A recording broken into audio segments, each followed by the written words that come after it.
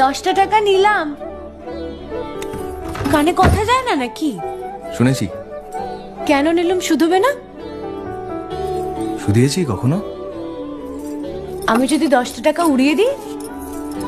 দেবে?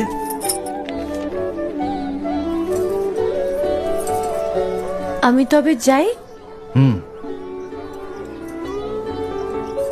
আমরা থিয়েটার দেখতে যাচ্ছি। তুমি কি শুনলে আমি কি বললাম? বড় জ্বালাচ্ছ ললিতা।